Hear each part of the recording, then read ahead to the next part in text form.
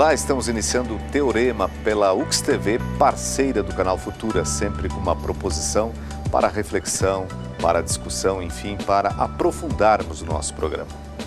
O Teorema de hoje traz um tema interessantíssimo. Vamos ver qual é.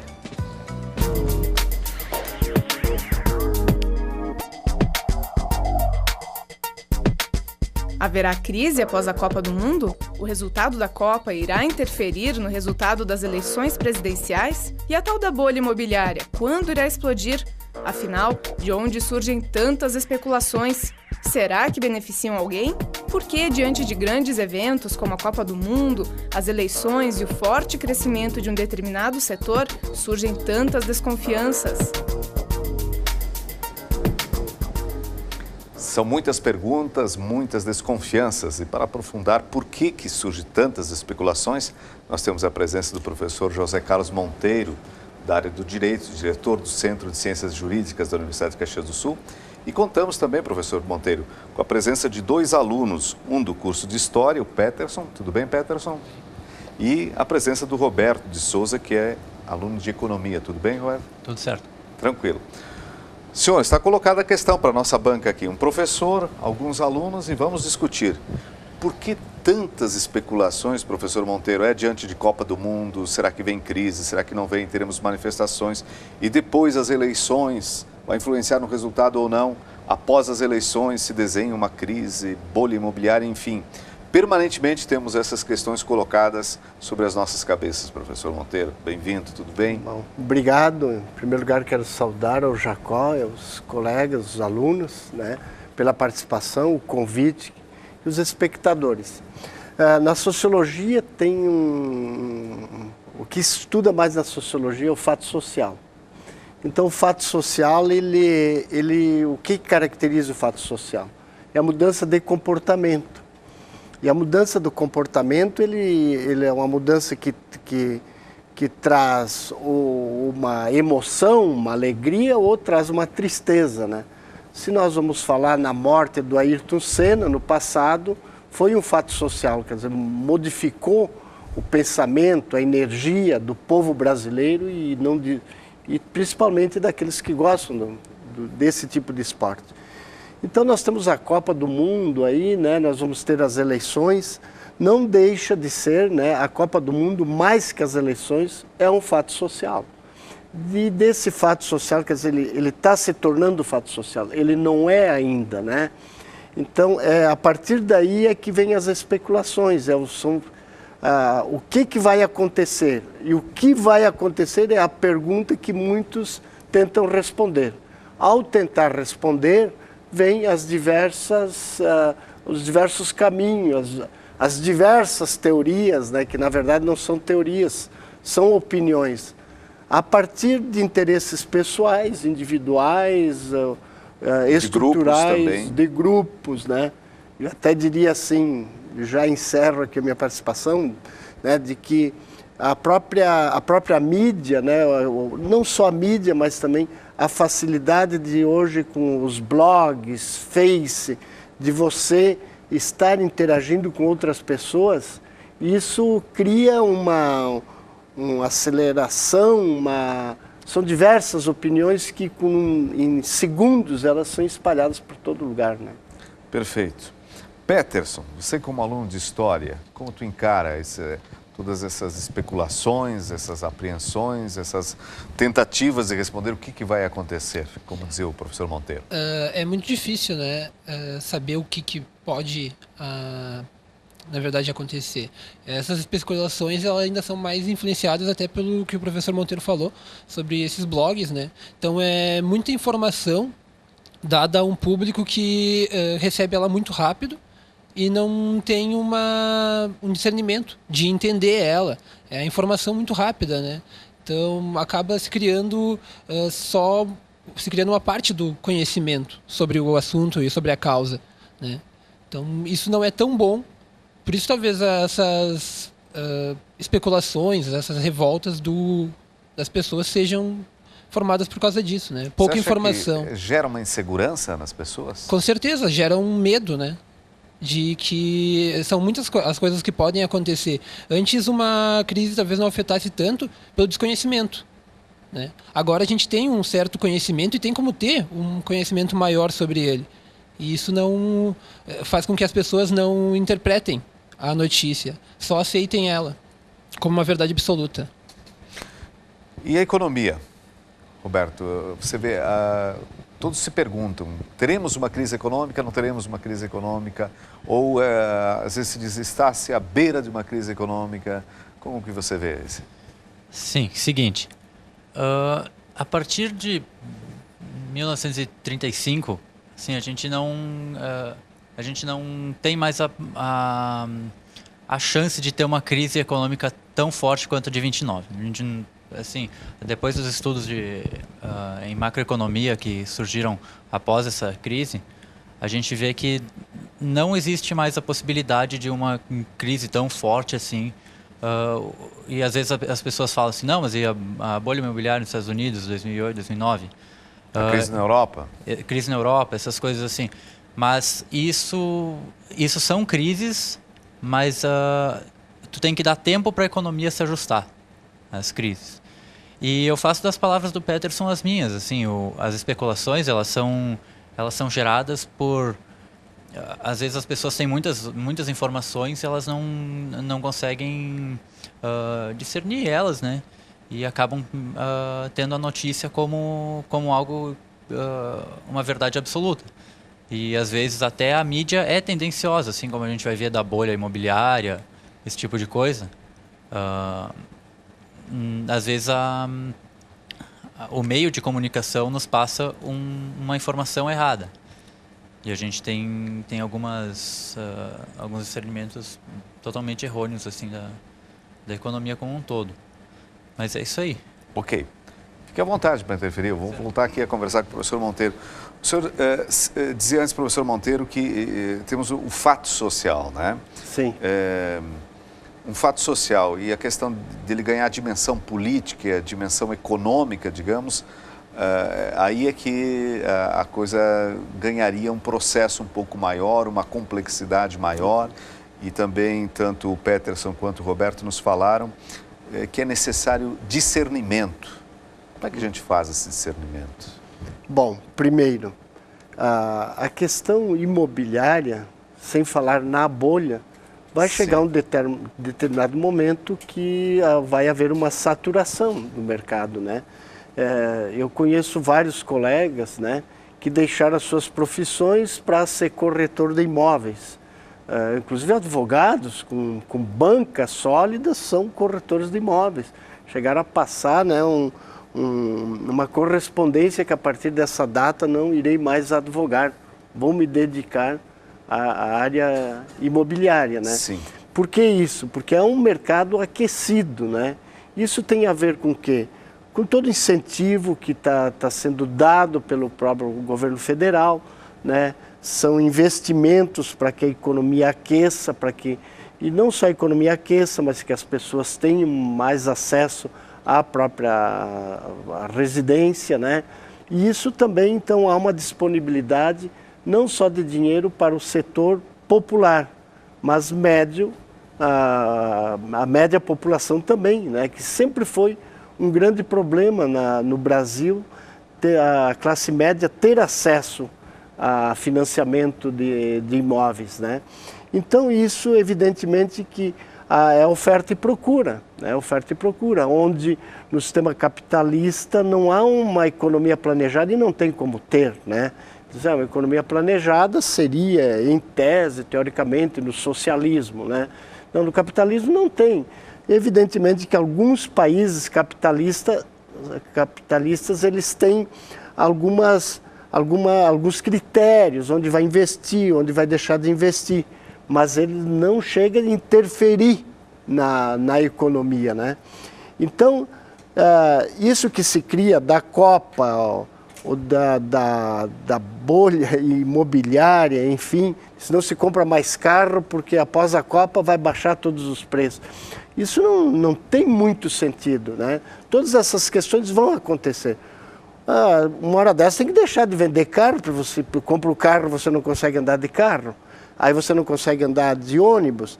Então, o problema que está tendo com o estádio Beira-Rio, próximo aqui da Copa, não é com o estádio, mas antes era com o estádio. Agora a mídia está toda em cima porque é o acesso, é os arredores. Mas não é só o arredor do estádio, é o transporte, são as vias de Porto Alegre. Ficarão prontas quando? No fim do ano ou no ano que vem. Então tudo está em volta da Copa. A Copa é né? Então é o fato social. Então se comenta alguma coisa é a Copa. Se comenta alguma coisa vem as eleições, né? Então essas questões, como dizia o colega, não é fácil, né? Se diria assim, né? No senso comum se reproduz com uma força muito grande. E quando sai do senso comum, sai o comentário da raiva, né?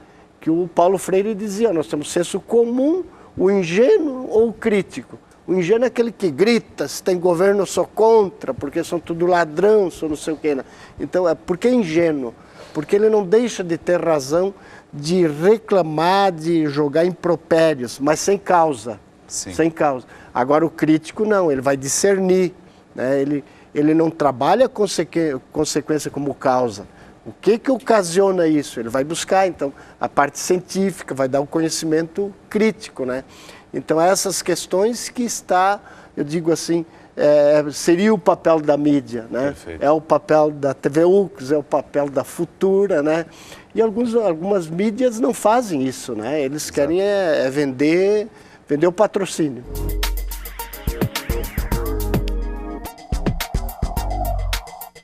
De onde surgem tantas questões, tantas interrogações, ao mesmo tempo, às vezes até certas previsões, né, professor Monteiro, Carlos Roberto e Peterson, no contexto que nós vivemos. Temos aí Copa do Mundo, eleições, etc., e sempre voltam os questionamentos.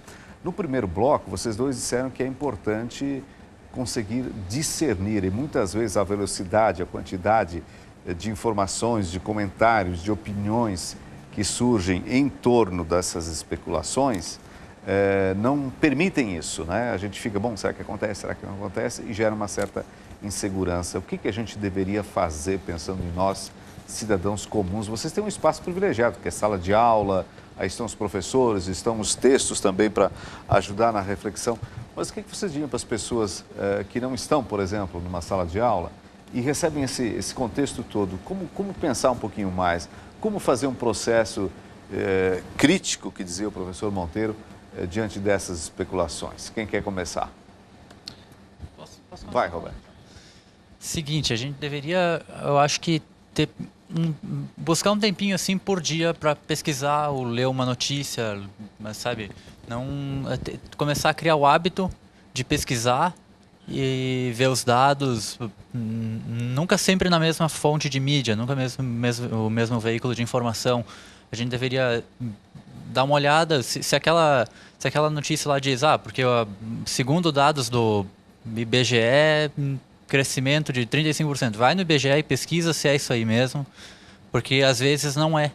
Às vezes a notícia passa desapercebida, assim. E muitas coisas, por exemplo, até dessa coisa da bolha imobiliária que a gente vai falar hoje no programa. Muitos corretores, eles dizem que o preço dos imóveis vai continuar subindo. Só que é um sistema insustentável. Não é possível que o preço dos imóveis continue subindo por muito tempo, porque todo mundo já está vendo que isso aí está criando uma insustentabilidade na economia. Só que aí quando a gente fala isso, o pessoal pensa, não, e deu a bolha imobiliária nos Estados Unidos e vai ser exatamente que nem lá. Não, porque... Daqui a pouco começa a cair os preços, não é assim também? Não é bem assim, porque assim, aqui a gente tem uma bolha nos moldes da de lá, mas a gente tem uma bolha, só que a gente não tem um gatilho para estourar ela, entendeu? Lá nos Estados Unidos eles tinham, né? Aqui a gente não tem, então acho que a queda dos preços vai ser bem mais suave, assim, eles vão começar a cair e vão continuar caindo, sabe? Não estoure, mas se esvazia um pouco? Ela esvazia, exatamente. Ela perde o inchaço, assim, dela. Porque eu até trouxe uns dados aqui eu tenho uma folhinha, falando sobre o aumento dos preços dos imóveis e dos aluguéis. Isso em termos de Brasil, de Caxias, Grande do Sul? De Rio de Janeiro e São Paulo. Rio de Janeiro e São Na Paulo. cidade de Rio de Janeiro e São Paulo. Segundo o índice da FIPE-ZAP, que foi um índice criado em 2008, de 2008 até hoje, os preços dos imóveis no Rio de Janeiro cresceram 246,2%. E os preços dos aluguéis cresceram 138,1%. Isso é alarmante, porque se eu estivesse investindo em aluguel, eu ia botar meu imóvel para vender e botar em outra coisa. Sim. Assim, desde 2008. 2008 para cá, o cara já perdeu muito dinheiro. Em São Paulo, cresceram 199,2%, enquanto os aluguéis cresceram 96,2%. 100 pontos percentuais a menos. Então, assim, quem está no ramo de aluguel está perdendo bastante dinheiro. Conforme o tempo. Pode estar ganhando dinheiro nominal, mas está perdendo dinheiro real. Sim, exatamente.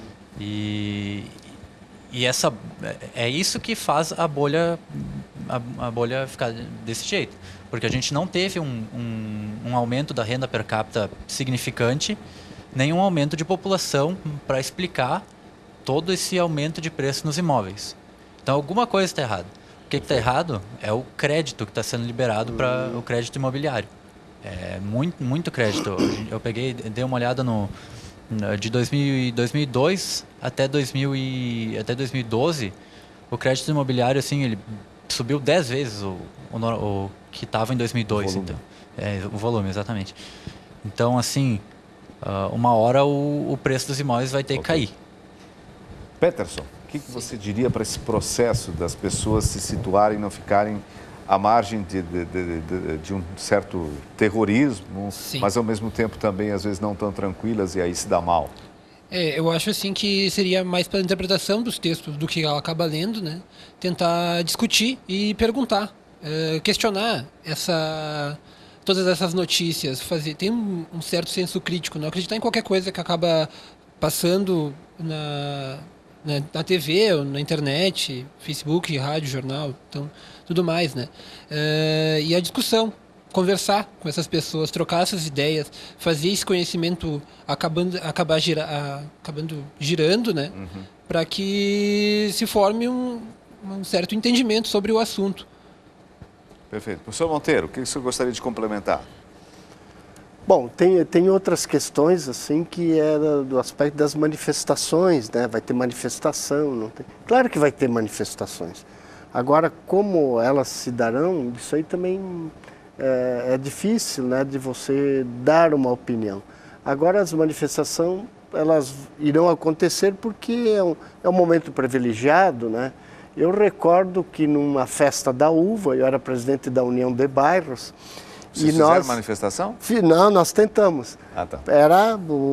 O mote nosso era eleição diretas, né, para presidente da República. Então, o nosso carro da União de Bairros, preparado, nosso carro era a parte rica da cidade e a parte pobre. Identificava o carro muito bonito. E uma faixa, eleição para presidente. E o presidente vinha. Pois é, imaginei isso. E na abertura nós não desfilamos, a Polícia Federal nos prendeu, né, prendeu o carro e nós ficamos lá no carro. Nos desfiles posteriores estava liberado, mas aí nós já tínhamos sido notícia nacional, nós não desfilamos mais, dava um trabalho danado, né? Claro. Então nós tínhamos conseguido o nosso objetivo. Não era desfilar, era divulgar quer dizer, politicamente. Criar o fato. Criar o fato. Então, a Copa está aí. Se eu tenho uma proposta e ela tem oportunidade de ganhar corpo dentro do movimento, da ideia, eu vou utilizar isso, né? Vocês não disseram para os policiais? Não, eleição para presidente do bairro, não nos prendam. Era presidente da festa do Mário Vanim. Professor Mário Vanim, saudoso. Querido Mário Vanim. A questão das manifestações, vocês gostariam de opinar também? Por onde vocês imaginam que isso vá, que contribuição vai ter para esse momento? Peterson? Eu acho que agora, no momento, né, tá tudo muito, tanto quanto calma, é muito mais especulação o que tem em cima, né? Tem até a própria Marcha da Família e essa parte do pessoal que é anti a Copa.